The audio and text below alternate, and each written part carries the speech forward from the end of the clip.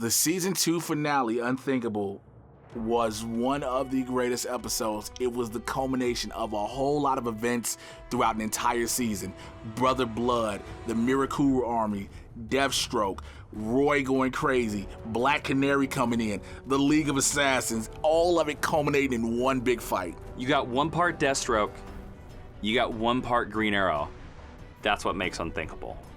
That's what makes this episode unforgettable. This is a pretty crazy episode we had. It was amazing to see not only Sarah be involved here, but we also see like the birth of Arsenal in his costume, and we see the whole team and the city kind of fighting the army of Mirakuru soldiers. We see the end of Brother Blood, which is, I always dug that mask. I wish he was kind of used a little bit more, but that was very cool. And you get the final confrontation between Oliver and Slade, not just in the present, but also in the past on the Amazo, which, damn, that actually is one of my favorite scenes.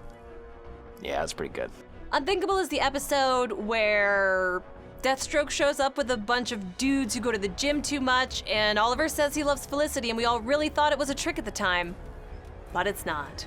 Unthinkable is the culmination of what is probably still the best season of the show, which is season 2. Deathstroke is still probably the best. Big Bad is just all around one of the best things, and there was a lot of anticipation, for me at least, going into this episode because of how good the rest of the season had been and because how interested I was in the conflict. And I think on paper I really like what the episode does. It's also one of the best uses of the flashbacks because it shows the choices Oliver made to help create Deathstroke and how he's going to be different now in the present to not be that same person, where he tries to kill Slade and then him deciding not to here.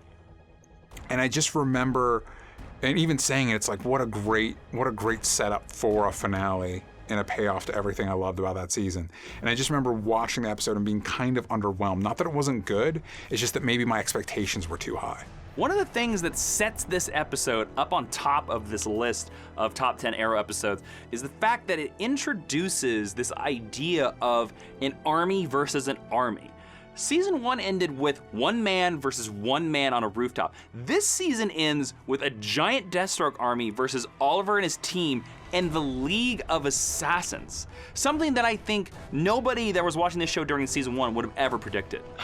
I don't know what fans, how they feel about Nyssa. I always love whenever she comes on the show because I love the way she plays off of Oliver and the rest of the team. It was pretty awesome to see just the assassins showing up for the first time. Season 3, yeah, they get a little lame, but in this finale, they are awesome, and they feel like this unstoppable, mysterious force that's on Oliver's side, but bad guys. It was super, super cool to see Team Arrow and Team Nyssa / League of Assassins working together in tandem this time because they're characters that had traditionally been at odds. I love Nyssa. I think Nyssa's wonderful. Every time she gets to be part of the larger narrative, I'm enthralled. We get to see Oliver taking up that leadership role again of 2 teams. This is him expanding the scope of what he can do, which is just really fun to watch. It was different from season 1, but to see Nyssa and the League, because now it was learned that Oliver could have allies.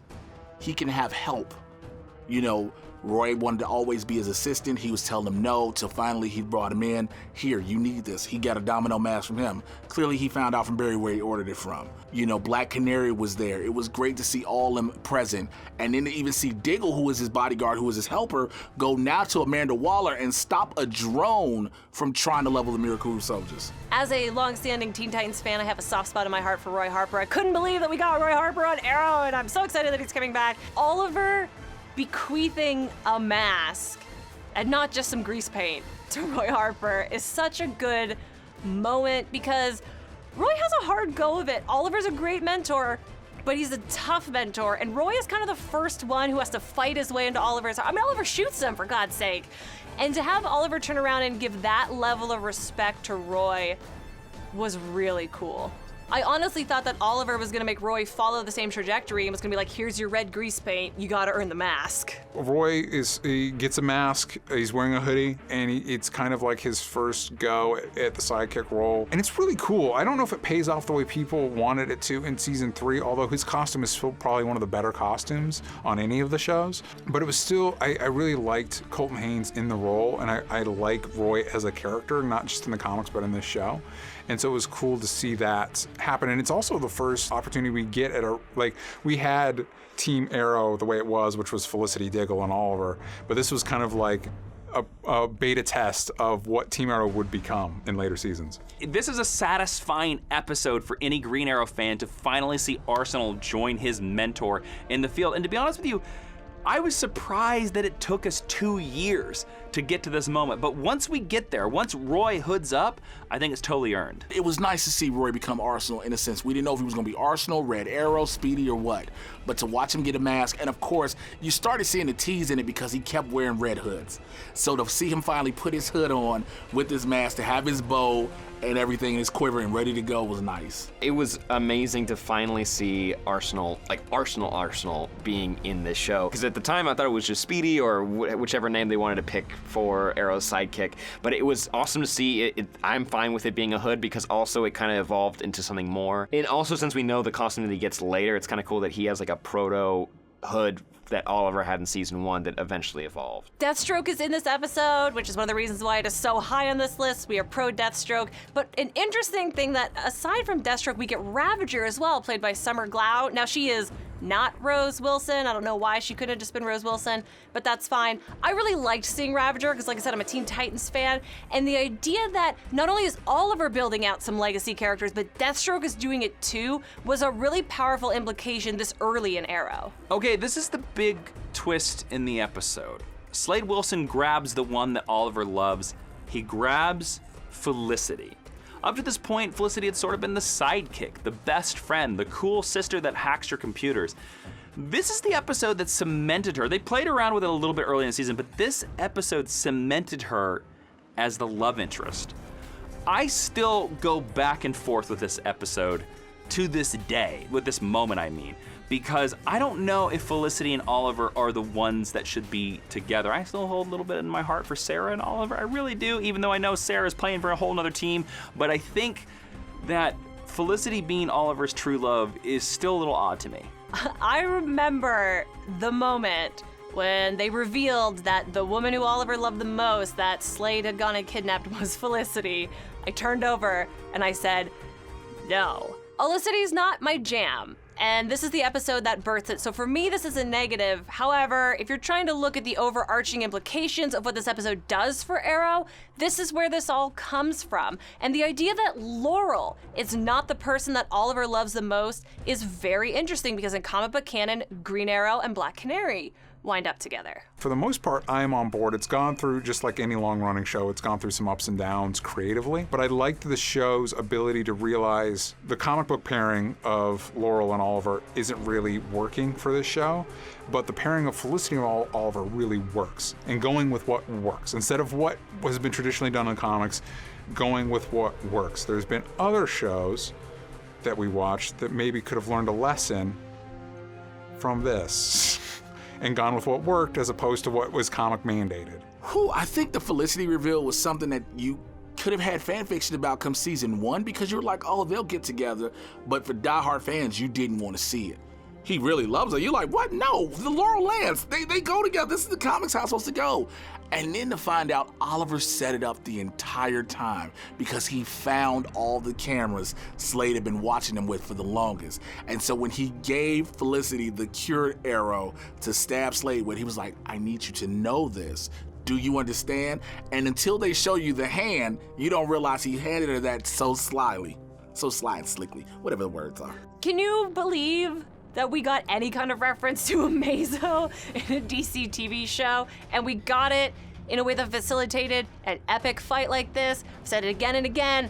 Arrow has some of the best fights on television. Arrow excels when it marries great narrative with great combat, and the Slade-Ollie fight is what the whole season is driving toward. It's what the entire narrative is driving towards in the flashback.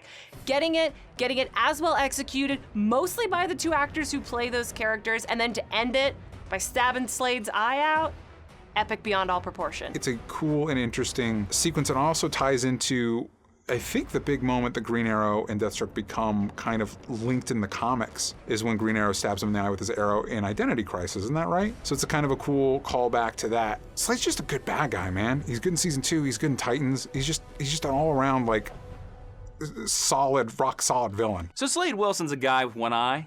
We all knew he was gonna lose this eye sometime. I'm surprised it happened this early. I'm surprised it was Oliver.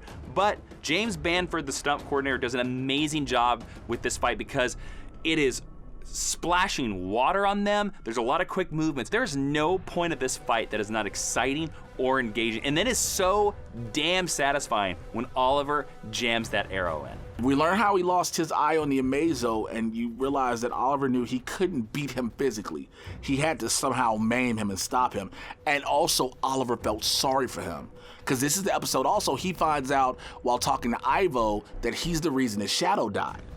And it was crazy because that was all of Slade's rage. That was the only reason he was so upset due to the Mirakuru, was because Shadow was dead. He loved Shadow, and he believed Shadow loved him beyond a shadow of a doubt.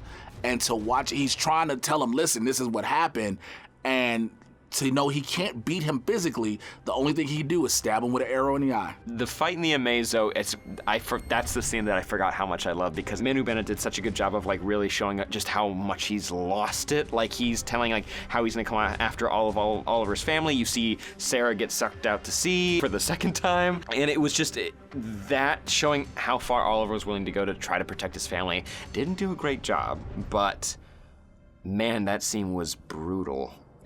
This is a pretty solid finale. So fans of Green Arrow know one thing about Green Arrow. He's got trick arrows, right? I love this moment that Oliver beats Slade. I know he cures him of the Mirakuru, but he beats Slade with the trick arrow. I love this idea because it shows Oliver accepting his superhero identity, moving past this force of nature, kill the people on Dad's list. It shows him wanting to save the city, wanting to save everybody, and it upholds the promise that he made to Tommy to not kill anybody. Slade killed his mother. If there's anybody that Oliver has the right to kill, it's Slade. And guess what? He becomes a hero, he does the unthinkable, and doesn't kill him. Trick arrows are a staple of Green Arrow in the comic books. They are tricky in real life. They're tricky to do well and not seem super lame, and this is an example of how to do it so right. The bolo arrow is a classic nod back to the comics, but it also allows Oliver to not kill Deathstroke, which is one of the best things the show ever did.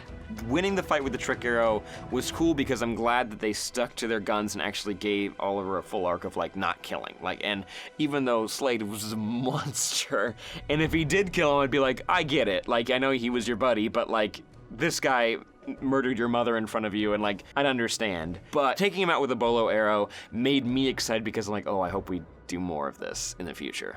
I think the bolo arrow worked best because the tinsel in the bolo was tight enough he couldn't break it, because by that time he'd been stabbed with the cure.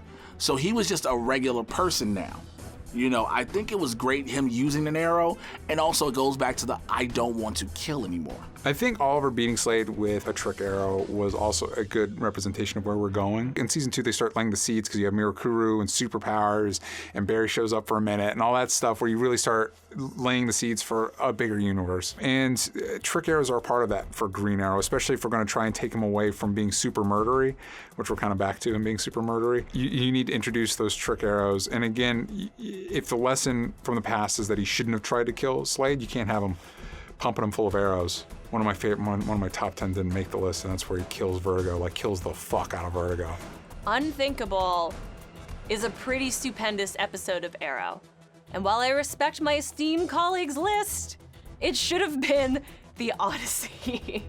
I will concede though that we could have done a lot worse than putting this episode at number 1. I think Unthinkable is number 1 because it pays off 2 different timeline narratives with Oliver and Deathstroke. And at the end of the day, the main and most interesting conflict in Arrow, besides Oliver versus himself, is Oliver and Slade. You see the inclusion, the introduction of Arsenal. You see the League of Assassins working with the Green Arrow. You see the Black Canary. You see the Mirakuru soldiers who, when they start to attack everything, it comes out of nowhere. It's just non-stop action left and right. It's constantly going. It's constantly rolling. The story builds and builds. You get those small little lull with Felicity's the one he loves, but it's all big setup to the big finale fight with the Green Arrow and Deathstroke, where the Green Arrow comes on top. Somebody says to you, this is not the greatest greatest episode of Arrow, what do you say to it? I said I will fight you with the arrow and stab you with a cure of something like salt water. Because let me tell you something, it is the greatest episode of Arrow. You give me any episode with Deathstroke fighting, to me, that's the greatest episode. Is Unthinkable the greatest episode of Arrow? Not for me. I think season 2 is the best season, and if you wanted to choose an episode that says that, then sure. But as a standalone episode, and again, it might have just been my expectations were way too high. I was so amped for this finale. You know what? The season 1 finale as a standalone episode might be my favorite episode of the show, just because it's just a great on its own, but what it set up for the show is really good too. But yeah, if we're choosing an episode as a stand-in representation of just season 2 being the best, sure, season 2 finale. It's fine. Why is the scientist on this list? Can I throw shade at that? That's bullshit that the scientist is on the top 10 list. Just because Barry shows up? Is that the only thing people remember about that episode? Barry showed up.